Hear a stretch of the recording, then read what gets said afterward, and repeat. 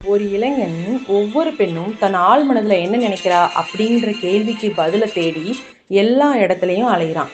அவன் கிராமங்களா போறான், ஒவ்வொரு பெண்கள் கிட்டேயும் கேட்குறான். கடைசியில் அந்த பதில் எல்லாம் சாட்டிஸ்ஃபேக்ஷன் ஆகாம ஒரு காட்டு பாதையில போய் உக்காந்துட்டு இருக்கான்.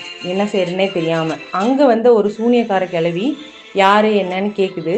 அப்போ இவன் அதுக்கு பதில் சொல்றான். இந்த மாதிரி இந்த கேள்விக்கு விடை தேடி நான் அலையிறேன் அப்படிங்கிறத சொல்றான். உடனே அதை கேட்டோன்னே அந்த கிளவி சொல்லுது, அந்த சூனியக்கார கிளவி, நான் இதுக்கு விடை சொன்னா எனக்கு நீ என்ன தருவ அப்படின்னு கேட்குது.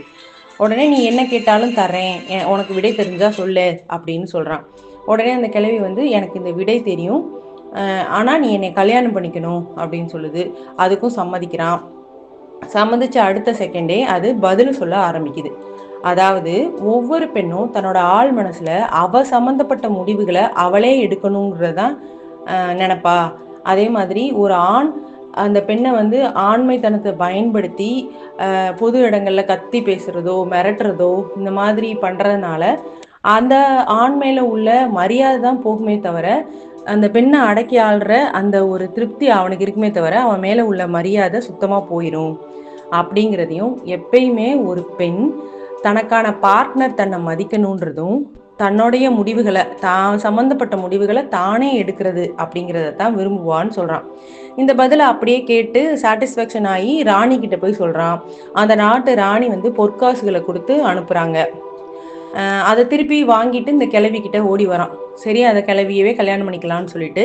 ஆனா அங்க நின்னதோ ஒரு தேவதை. அந்த தேவதை, நான் தான் அந்த கிளவி, மாறி இருக்கேன், நான் வந்து உன் கூட நான் வாழ வரேன், ஆனா ஒரு கண்டிஷன் என்னன்னா, உன்கிட்ட இருக்கும்போது நான் கிளவியா இருந்தா வெளி உலகத்துக்கு நான் தேவதையா தெரிவேன், உன்கிட்ட நான் தேவதையா இருந்தா வெளி உலகத்துக்கு கிளவியா தெரிவேன், இந்த முடிவை நீ எடு, நான் எப்படி இருக்கட்டும் அப்படின்னு கேக்குது.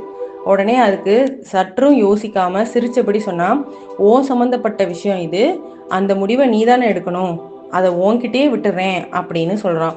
உடனே அதை கேட்டு ரொம்ப சந்தோஷப்பட்ட அந்த தேவதை, பெண்களை மதிக்க தெரிஞ்சிருக்கு உனக்கு, அதனால நான் எப்பயுமே தேவதையா இருப்பேன் அப்படின்னு சொல்லிருச்சான். ஆமா, பெண்களுக்கு அவர்களின் உரிமையை முடிவெடுக்கும் சுதந்திரம் கொடுக்கப்பட்டால் அவங்க எப்பயுமே தேவதையா தான் மாறி வீட்டையே சொர்க்கமாக்கி விடுவாங்கன்றது இந்த பதிவு உணர்த்துது. இந்த பதிவு உங்களுக்கு பிடிச்சிருந்தா like, subscribe. Rams cartoon Tamil.